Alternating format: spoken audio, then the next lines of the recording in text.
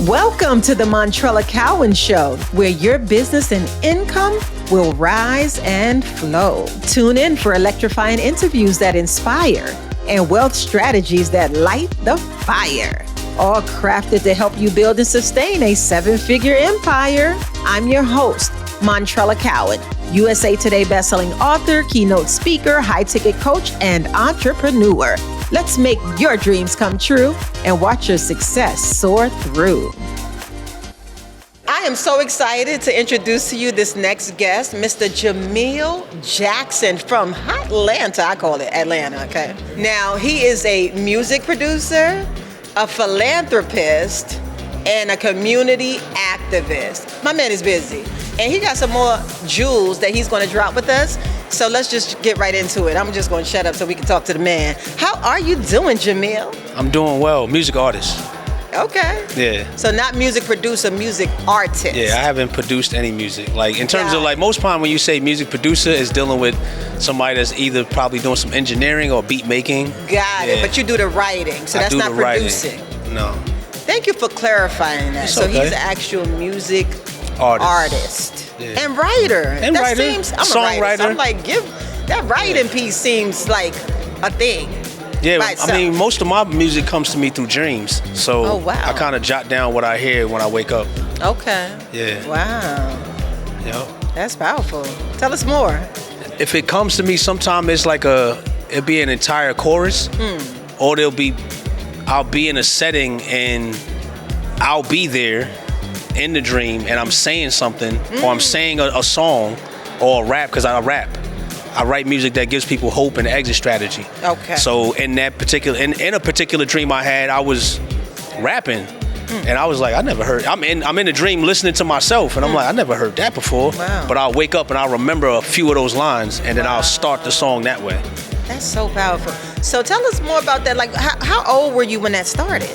The dreaming, that is. Well, the dreaming, I started writing music when I was like 12, 13, but the dreaming component, when they came as songs, that came when I was in my mid-20s. Okay. Yeah. I remember the first dream I had where it was like a song, and I was like, I thought something was wrong with me, because I was like, this never happened before. I've had dreams prior to that, but they weren't about music. It was just... And were you writing music before that? Yes, I was. Okay. You were? But they were dreams, because I was, at that point in my life, I was kind of like making my way exiting out of the streets. So the dreams I was having was relating to stuff happening in the streets. So I was like, okay, so when the dream of a song dream came, I was like, whoa, what is this? Like, I was doing music, but I never had a epiphany type of song come into my mind like that. Wow, look at that. You remember that, and that was that, you remember that song and everything. You remember the lyrics? Oh, yeah, it's recorded. Oh, that's wonderful. Yeah, I remember the lyrics and everything. Now, do you come from a family of artists, musical artists? Yes. You do? Yeah. Okay, who, your dad, your mom? Well, my family's heavily into music, but my brother, my cousin, my cousins, yeah, they're all involved in music. You know? And his last name is Jackson, okay? Not that Jack. I'm not related to him. I love it. I'm not related to him. He's a bad man, though, isn't he? But I do have family that, if you guys ever heard the Maria song, Carlos Santana. Okay, yeah. Have you heard it? Yes. Those are my cousins. Oh, yeah. Okay. Yep. So we came from a lineage of music, you know. Yeah. So tell me from your perspective, because I know you see it a little bit different. I mean, we all do. Albert Einstein did too, so don't worry, okay? How does music merge with business? I think they go both hand in hand, because you got to have, business is a part of music, and music is a part of business. Break it down for us.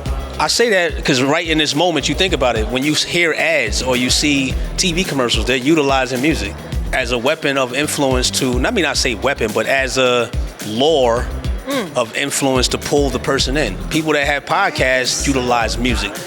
I would hope they do, you know. Maybe you have a jingle that you want to connect to your podcast, so you connect with writers to write that jingle. Wow. And I am seeing more music connection with brands. Yes. Ooh. And even, I mean, it's specifically hip-hop music. Wow. Or rap music, because they know that it's a culture that draws people in, and certain type of listeners like, oh, you heard that song? I want to listen to more of what they got going on that particular podcast or that particular show or that particular, I'm going to buy that product because they utilize this form of hip hop to attract a certain culture. Yeah, wow. And you talked about, for you specifically, your purpose with music is to provide hope and an exit strategy. Exit from what? From chaos. We live in a world full of chaos, confusion, mayhem, ups and downs, hills and valleys. I'm not here to, speak just gloom and doom, but it's the reality of the situation. Although it's light outside and it's bright outside, the sun is out, there's a darkness that lurks beyond that. And my hope is that I could just be a glimmer of light, Not even a glimmer. I'm going to be a beam of light, like a burning fire that people see it and say, oh, you know what? There is a way out. And it may not be everybody. And I'm okay with that because it's not going to per se be everybody. But for those that hear a sound or a lyric and say, you know what? I know what I'm about to do. I'm about to get out of here. There's a song on the project the album I just completed called Just a Servant. Wow. And that song is in relation to any occupation somebody has in life. Meaning, I was sitting back with my music and God was like, Jamel, what if I only utilize your music for that one lyric to reach that one person, man, woman, child, somewhere on this earth? It was just for that one sentence you said to impact them, get them started, and shift their mindset. Would you be okay with it? And I was like, man, I sat there for a moment and I thought about it and I meditated on it and I was like, yeah. And not to say that the accolades or the success will not come, but what if it was only for that? Would you be okay with just that? And then let's take it out of music. If it's any other industry, let's just say this podcast. What if the only reason you got this gift in podcasting was for this interview, for something you're going to say to impact that one person somewhere in the world, and this was the only episode out of all the episodes you made? Would you be okay with that? And the reality of the situation is most of us are not. So therefore, we won't serve our gift to the world. Because we'll say, well, if there's nothing in it for me, and if I can't get the house or the boat or all the money in my account, then why am I doing this? But I believe when you serve versus seeking success happens by default. So I believe even in my world that it's going to happen by default. I'm hypothetically speaking when God gave me that question, but I believe it's going to be happening by default. But the matter, it's a heart positioning. What if it doesn't happen? Are you okay? I love that. With just being that person that wrote all of these songs, but I only wanted to utilize that one lyric, that one sentence. You mean to tell me I wrote all these songs and you only wanted to use one sentence? Because I wanted that young lady all the way in Africa to hear just that one line, because she was waiting on that type of language to hit her ears. Yes. And we could take it out of podcasting, we could take it out of music, we could move it into a medical field, any field of life. What if the person you was cordially passing by, all they needed was that thank you? Yeah. I'm not saying that's ours, but hypothetically when we think about that, what if that was it? Would you be cool? This one is deep, y'all. I hope you got your pens and papers and are taking notes. I got so many ideas and thoughts and we ain't got enough time, but we're gonna touch as much as we can. One of the things I think about is that, because we have some entrepreneurs now who their real talent and gift is music or some form of art. And I always say, y'all the most brilliant folks in the world, and the world is not big enough to hold you. And so that's why I feel like some artists get trapped, unfortunately, or go to drugs in other ways, because there's not enough room for the expression. Yeah. What do you feel holds people back from really tapping in and letting loose with that full potential, their art? I think for some of us, I know like for me, I know what comes with the territory. A lot of people see the accolades, they see the lights, they see the cameras, they see the stage, they see the performance, they see the clapping, and some people rush towards that and run towards that. And then you have some of us who are intimidated by it because we know what that comes with. So we find ourselves hiding our gifts or hiding ourselves like, you know what, I don't want to do that because I don't want the attention. Or they may see the animosity that comes with it because it comes with it. There's a territory. I hit my gift a lot of times for that because I saw the hate, for lack of better terms, that came with it. I saw the beauty part and then I saw the ugly part. And I was like, you know what? I don't know about this, man. But that's why a lot of people do it. Okay. And what would you say to overcome that? I do believe that there is a God. We all do. You know, some Amen. people don't. So Right I want to stand on my own ground. You're in the right spot. I believe that there is a God. And to overcome that, there's a thing that I use called hide and seek, show and tell. And hide and seek means hide and seek God's face on the matter, you know? Then show and tell your gift.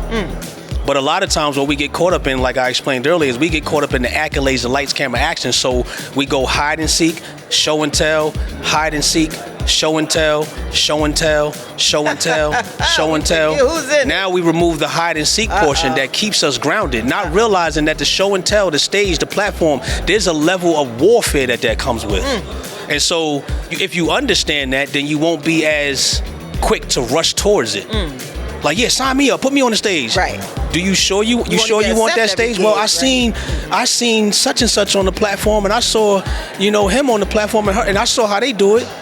But you don't know the level of warfare they had to deal with, the level of mental, maybe depression for some creators. Absolutely.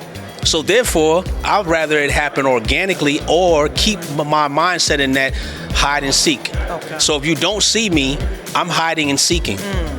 What does that look like? Different for everybody. It could be taking long walks. It could be meditating. It could be praying. It could be reading your word. It could be taking a long car ride. It could be taking a vacation. But when you see me on the scene and it's show and tell time, that's because I was hiding and seeking. So you may not see me always on the scene. I love it. And that's okay, because the hiding and seeking is more important, because I realize when it's time to show and tell, there's warfare coming with that, whether we believe it or not. Physical and spiritual and mental and emotional. Yes. All levels. So it's not just spiritual, because I can hear somebody already like, I know, here you go with that spiritual stuff. Well, emotional then. Are you ready for the emotional weight that comes with standing on that platform? Absolutely. Or if it's not a platform, walking down that street, walking into that neighborhood, impacting people's lives with your music. Because there's some music that when you design or orchestrate your music to be life-changing or your message to be life-changing, trust me, physically the powers that be don't want that existing. Yes. Spiritually, the powers that be don't want that existing. Absolutely, especially if you're talking about something positive and good. What? And God-centered versus... You going to set the captives free? Watch all hell break through in your break free. It's gonna break through in your life. Yes. He's talking about gloom and doom. It's the reality of the situation. Right. I wrote a single called Tell Hell No. That's the single that's out right now. No. And when I say hell, I'm talking about anything opposite of peace. Yes. Anything that brings chaos, confusion, disorder. Yes. People hear it and some people automatically shift to a religious mindset. Right. And it's understandable, I don't negate that, but I believe there's literally is a hell. And at the same time, who would say in their right mind, I want hell to take my kids. I want confusion to take my kids. I want disorder to run through my house. I want depression to take my wife, my husband, my girlfriend, my boyfriend. Nobody in their right mind will say that. So my thing is like, when hell comes in any type of form, what are you going to tell it? Tell hell no, you can't have it. I love it. Unapologetically, you can't have it. It's not a religious message. It's a kingdom sound. A kingdom sound. And even when people hear that, it's like, but here's the thing, it's coming whether you believe it or not. After this podcast release, hell's coming. It's actually trying to intrude now into people's minds and seep into this. That's why I say, like, even though it's feeling him, I feel you. Even though it's light outside, that's what I'm saying. Darkness is still lurking. And his thing, and then I'm getting back to why I said it. When I put that song out, I told my manager / producer in the studio, I said, hey, when we do this one, we about to experience warfare. Not even just spiritual. I said mental, emotional, physical. I did. I still do. Yeah. So how do people armor up if you know it's coming? Man. And still be actively, There's practical things you can do. Okay. And I know a lot of us know about that. We know some self-help groups. We know some books, which I believe are great. For me, what I do, because I understand it, I read in the book of Ephesians, I was reading this and it says, the weapons of our war. No, it was talking about we wrestle not against flesh and blood, but against spiritual wickedness in high places. Yes. Spiritual wickedness in high places. High places. Yep. Principalities of the world. And it was saying like spirits and demons. And when I read that, I'm like, yo, that's a lot of things to be combating against physically. Like, you got 3 levels. Right. And I'm like, dang, that's spiritual warfare. So combating against that, it goes on and says you got to put on this type of armor. Right. Now I know people may have heard that and they'd be like, yeah, I heard about that. Put on the helmet of salvation. You put on the breastplate of righteousness. You get you get the belt buckle of truth. You put your feet, and then you get the sword of the spirit, which is the word of God, and pray. And it sounds, oh yeah, okay. But I'm like, yo, check this out. There's no way you can win without it. But what we attempt to do, I attempt to do it sometimes less than more, right, is go out and try to fight a spiritual battle physically. Got it. And you will lose every single time. So what we end up is burnt out, stressed, fatigued, mentally worn out. And so then when we go to perform, and we stand on the stage, yeah, you got the claps, but when you leave, you're like, I feel drained, I feel beat down. Here's a simple analogy. You got a sumo wrestler and yourself, and whoever's watching or listening. You got a sumo wrestler and yourself. Right. You know how big those sumo wrestlers are. They train from like babies almost. And you get in the ring with them physically. Yeah, I'm thinking about David with that little slingshot. Check it out. You yourself you're gonna ding ding, start fighting. Sumo wrestlers is gonna push you in the corner. Squash. Ding ding, go again. Push you in the corner. I gave that analogy one day to one of my peoples. I said, that's how it looks when we try to fight in the physical against spiritual warfare. The demonic force is like the sumo wrestler. And you just keep swinging all you got. And it's like, and here's the thing. Till you end up frustrated, tired, weak, exhausted, mentally drained. I can't do this no more. Wow. And so now, since you're at that point, it's like, this is the perfect place where I want you, because this is where I whisper things into your ear. You might as well just give up. Why don't you just take your life? You might as well. You can't. Don't write no more songs. Don't write music about that, because you're gonna find yourself in that position, because you was doing it physically. What I'm up against and the music that I'm producing, when I say giving hope and exit strategies, I realize as well, I'm using discernment on how I move about doing it, because I know what I'm up against. Okay. For the outsider looking in that doesn't know, they're like, oh man, just go do it. No. We got to do this strategically. Okay. Because this is a war. Okay. This is not just we throwing out a song. Okay. This is not just posting something. This is war. Yeah. And how do I know? I get impacted by it because I'm the individual. Right. I'm the individual writing it. Right. I'm the one that go to sleep and gotta have these dreams. Wow. And gotta have warfare and sometimes in places. So it's really us taking time to ground ourselves and not just get so caught up in our creativity. Right. And our artistry. Okay. And a lot of times it's difficult because there's so many distractions and noises and sounds and people saying you should go now. Yeah. How do you know you should go now? Because they said you should go now? Ooh. So it sounds like it's also important to stay connected to source. Stay connected to the source, man. Yeah. And that could be, and I'm be honest, I mean, we say it and I understand it could be challenging when we're not, I don't want to use the word grounded because it's grounded so cliche, but I'll use that for lack of better terms. Plugged into source. Grounded, yeah, just grounded. Like taking time and really being like, what am I called to, and what am I good at? Because we could be good at some things, but that don't mean you called to it. Right. I like that. And we could be called to a lot of things. You know what I'm saying? And we all get a call, but it's who picks up the phone. Because I done sent God the voicemail plenty of times, and sometimes I still do, and I'm like, dang, bro, because. That right there that you want me to do, that's a whole lot. I don't want to do all of that. God the voicemail, y'all. Wow. All right. Well, I know I can stay with you all day. Yeah. Now, you're an author as well, right? Yeah, I read some books. Yeah. I wrote a book about the value of relationships, catered to all relationships, friendships, family, business, intimate. First the one between us and God, everybody else after that. And that book sold over 10,000 copies. It still sells. Copies. What's your formula for that? That one was actually, a lot of that was hand to hand. What was the name of that book? The Value of Relationships on Amazon. The Value of Relationships, Principles to Building a Solid Foundation. And I was working alongside a dear friend of mine, actually Mr. David Shands. We were in the mall, and then I ventured off and we're doing pop-ups in different malls and cities and selling books hand to hand, because I like to be engaged right there with the people on the ground. Yes. And now the form of income that's coming in is through music. There's shows, there's streaming, there's apparel, and they can get all of that by going to my Instagram, Jamel D as in Diamond Jackson, Jamel D as in Diamond Jackson. And all those links are provided there to click and find me. And that's Jamel with an E, y'all. Jamel with an E. J-A-M as in Mary, E as in exit, L as in lion. I love it. Wow. Well, thank you so much. Oh, thank you. I have taken quite a few notes. I hope I didn't talk too much. Not at all. And one of the songs that really is ringing in my head right now is, and I can't sing, y'all, so I'll just say it. This little light of mine, I'm going to let it shine. Thank you, Jamel, for joining us. Thank you for having me. I appreciate it. Absolutely. All right. Hey, guys, we got some more spice for you.